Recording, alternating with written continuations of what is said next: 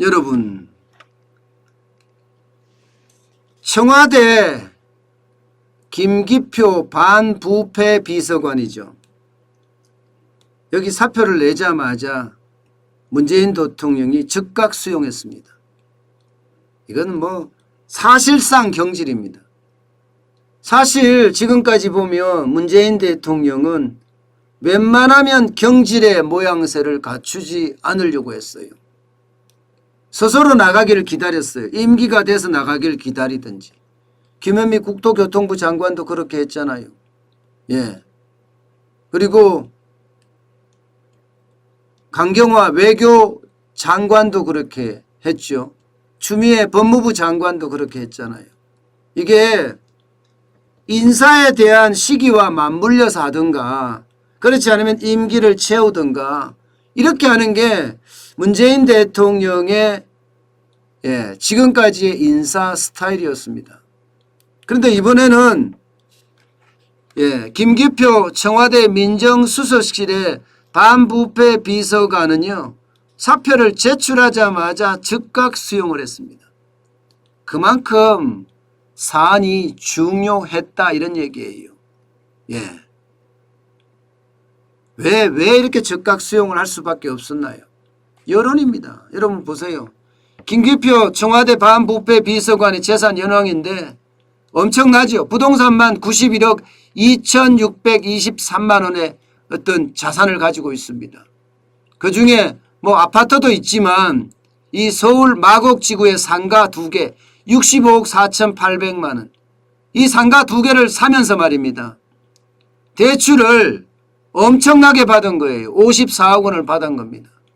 여기다가 경기 광주 송정동에 있는 걸린시설 이것도 문제가 되는 데다가 경기 광주 송정동에 있는 임야 2필지 1578제곱미터 이것도 굉장히 문제가 되는 투기 의혹까지 짙어지는 그런 상황이었습니다.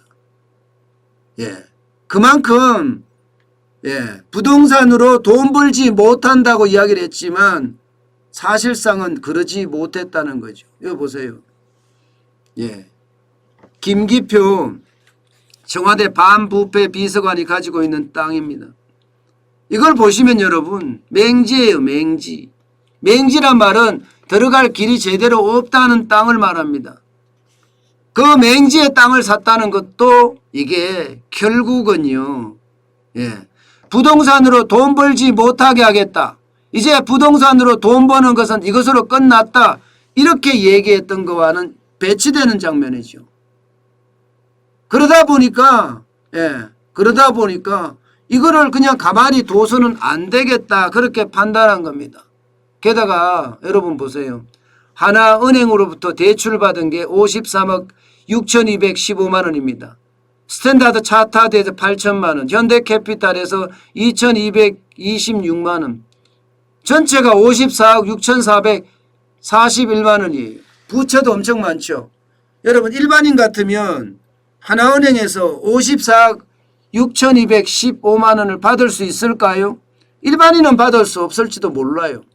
물론 상가의 특성상 대출을 분양하기 전에 분양업체들이 80%까지 받아주기 때문에 가능할 수도 있는 부분이에요. 그죠? 그래서 대출은 그렇다 치더라도 부동산으로 돈 벌게 못하겠다 이렇게 선언한 문재인 정부에 어떻게 생각하면 김기표 청와대 반부패 비서관은 완전히 거꾸로 가게 된 케이스죠.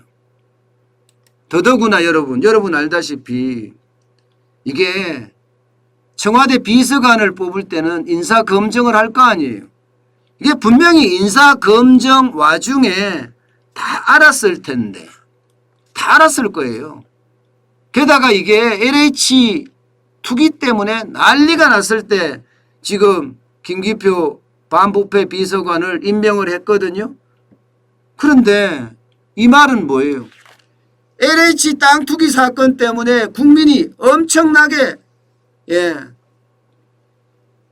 열받아 있었는데 그때 임명한 사람도 똑같이 부동산 투기 의혹이 굉장히 강한 사람을 임명을 했다는 겁니다. 그러면 청와대는 도대체 어떤 생각을 하는 걸까요? 그냥 내 편이면 무조건 뽑는 건가요? 내 편이면? 사실 이 사실을 알고 나서도 청와대는 문제없다 이런 표현을 썼습니다. 문제없다. 인사검증 시스템에 분명히 구멍이 뚫렸고 반부패 비서관이라는 자리가 국회의원들의 부패, 특히 부동산 투기로 인한 부패를 감시하는 비서관인데 그런 비서관이 이만큼 했다는 사실은 어째 보면요. 고양이한테 생선을 맡긴 격이에요. 고양이한테 생선을 맡긴 격. 그만큼 상황이 좋지 않아요. 게다가 바로 제 생각에는 바로 사표를 냈어야지. 그런데 변명을 했는데 그 변명조차도 웃깁니다. 자금 사정이 좋지 않았던 지인의 요청으로 부득이하게 샀다.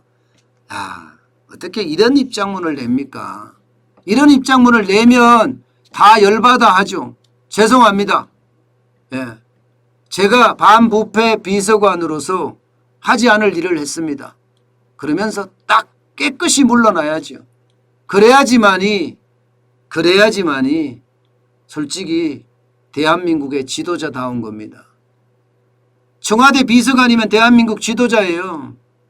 대한민국의 지도자라는 사람이 이렇게 변명이나 하고 이렇다는 것은 결국은요. 대한민국이 흔들거린다는 이야기입니다. 그 어느 때보다 지도자들이 염치가 있어야 되는데 지금 청와대 반부패 비서관처럼 염치가 없는 사람이 많다. 이렇게밖에 안 보입니다. 그래서 참 안타까워요. 대한민국이 언제부터 이렇게 됐는지. 대한민국은 동방예의지국이라고 이야기합니다. 쉽게 말하면 염치를 알고 후퇴할 줄 아는 그런 국가라는 뜻이에요. 그런데 우리는 최소한의 예의도 없다. 저는 그런 생각을 지울 수가 없어요. 그 어느 때보다 예의가 필요한 부분인데 말입니다. 다행히 문재인 대통령의 인사 스타일에도 맞지 않는 일이지만 즉각 사표 수리를 했다. 경질을 했다는 것은 그만큼 다행인지도 모르겠어요. 물론 이 다행이라는 말 속에는 어폐가 있을 수도 있습니다. 이게 여론에 영향을 미치니까 곧바로 그냥 걷어냈다고 보이는데 어쨌든 내년 3월 9일이 대통령 선거잖아요. 그렇다 보니까 이거 빨리 처리 안 하면 여론은 안 그래도 나빠져 있는데 더 나빠지겠구나. 이렇게 판단한 것으로 보입니다. 어쨌든 내로남불 정권은 진짜 끝까지 내로남불 정권으로 남을 것 같아요. 어쩌면 이렇게 계속 내로남불 정권으로 남는지 모르겠습니다. 안타깝습니다.